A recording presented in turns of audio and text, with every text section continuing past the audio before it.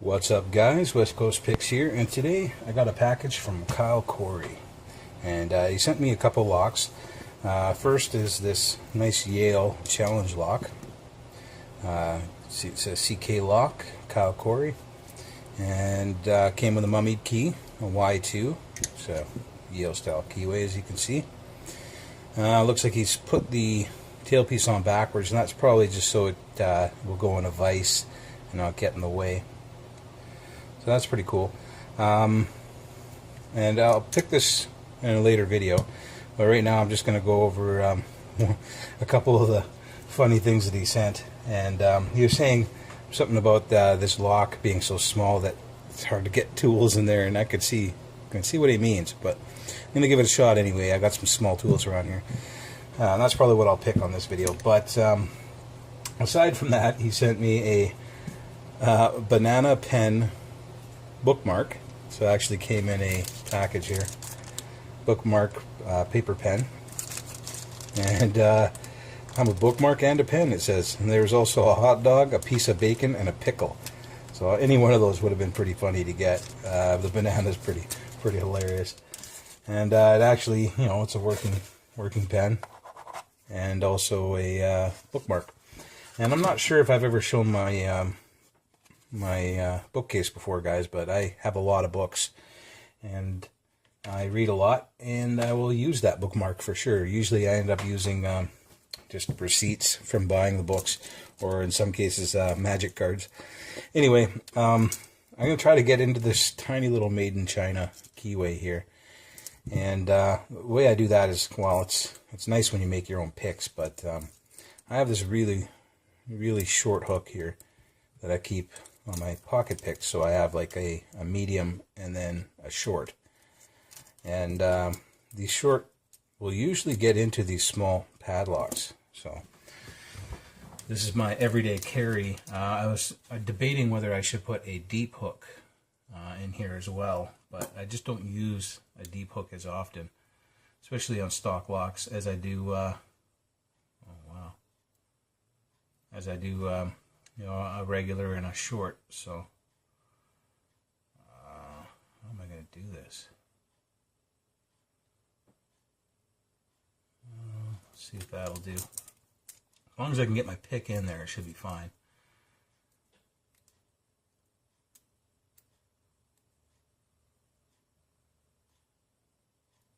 It's not getting the pick in this one. It's getting the tension wrench in and staying. There we go. So that is the made in China little padlock. Thanks, Kyle Corey, for sending it to me. I'll see if I can do it again. The trick, like I said, the trick is getting your tension wrench to stay in there and not fall out while you're trying to pick it. When you make your own picks, it's easy to get a tool that'll fit in there. The hardest part is getting your tension wrench to fit in there and stay. There we go. So not very hard. It feels like a 4-pin. And touch them all once and they open. It's all about having the right tools, guys. So anyway, thanks, Kyle Corey, for sending this package. I'll get to that Yale in the next couple days here. I got a bunch of other stuff to pick on. I just don't have a lot of time tonight, which is why I'm not even attempting it right now. And he also sent this little master luggage lock, which looks like new old stock. So I'm probably not going to open this. Yeah, it doesn't say it was made in the USA, but actually it might. What does it say down there?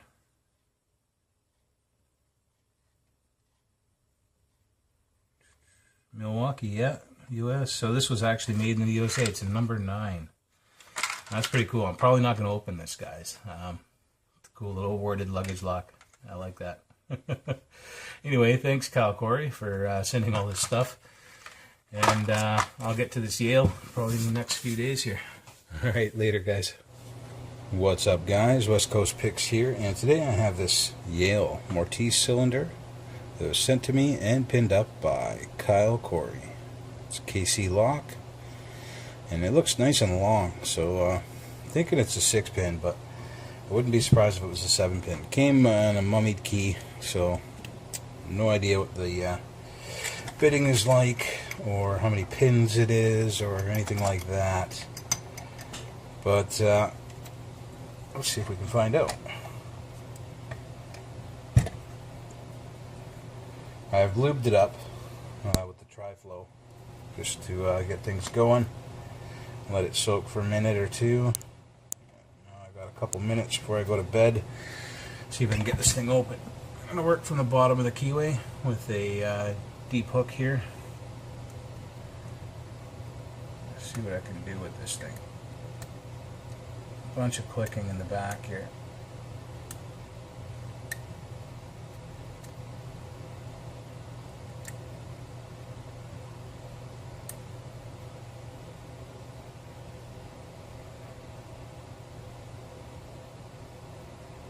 First couple pins don't want to go anywhere.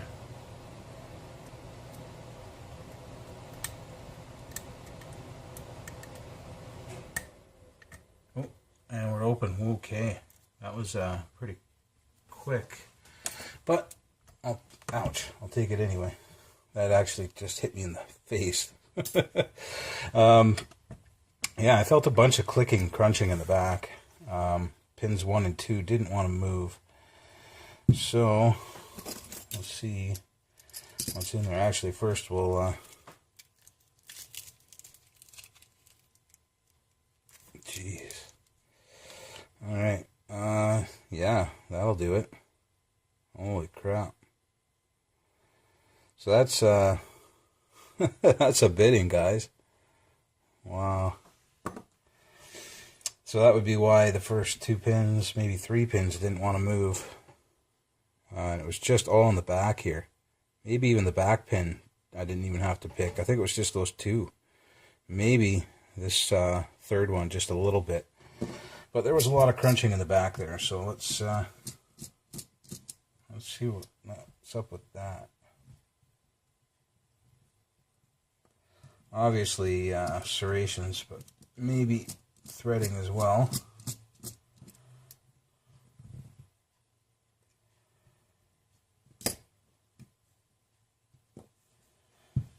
Shim here, trusty shim.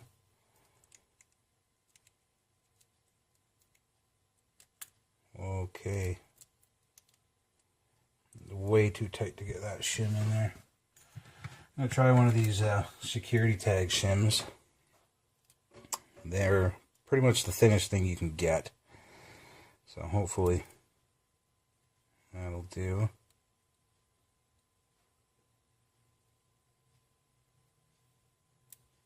Oh, just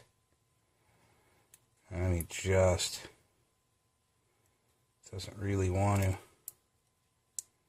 can go to the side, but it's not going to go where the pins are.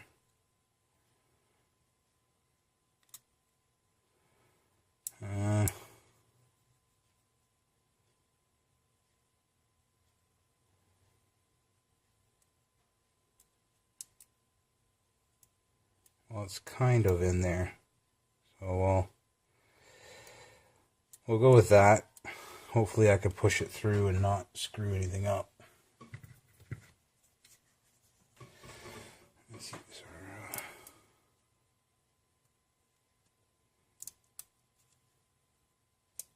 there we go, it worked. All right.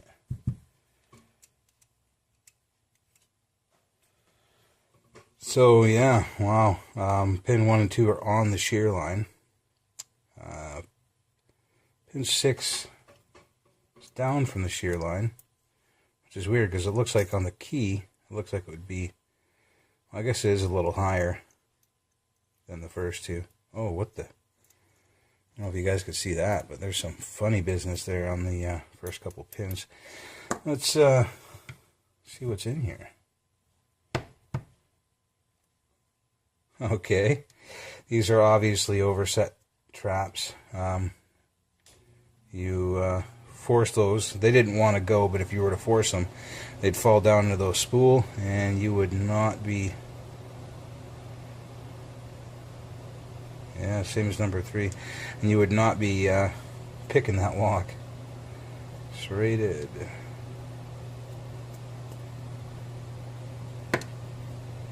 These are a couple nice big deep spools on 1 and 2. 3 is kind of a short spool. 4, 5, and 6 are all serrated, and the 6th pin doesn't even look like a key pin. It looks like a driver. It's not rounded at the bottom. And we have countermilling or threading. What is that? I guess that's threading in 4, 5, and 6. 1 and 2 seem standard, which would make sense if you want it to be an overset trap. Find my tweezers here. There we go. And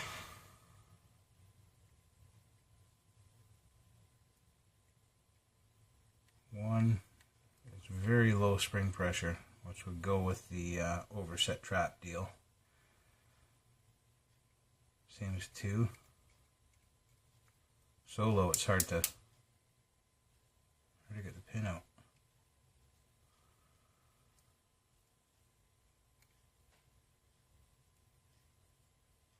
Serrated.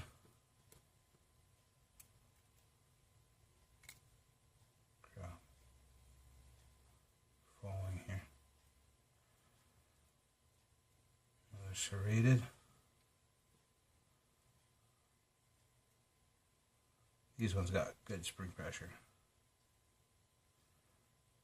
Another serrated.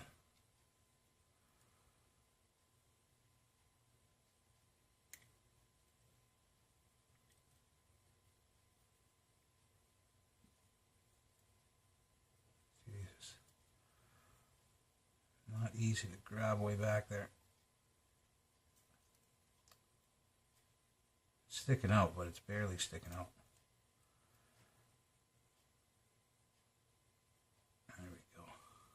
And another serrated. And it's probably a good thing I lubed that up, because it looks pretty dirty in there. Anyway, I'm pretty sure there's no threading in the top. There's no real way to do it. And, well, it's getting late, so I'm not going to bother pulling the springs out, but they're probably all standards. Anyway, this is what Kyle Corey put in this lock. And I have a feeling that if I would have got aggressive with pin 1 and 2, like I was thinking of doing, I wouldn't have got much further than that. But that's what was in this lock, guys. We have a couple nice spool pins. These were right on the shear line. I didn't have to pick them at all. If I would have picked them, I would have been in a lot of trouble. 3 I barely had to touch, and I guess 6 I barely had to touch. It's just really 4 and 5 that I had to pick. And they gave me a bunch of crunching. Bunch of clicks, and that is why. Right on, guys. Thanks, Kyle Corey, for this lock and all the other cool stuff that you sent. Everyone else, have a good one.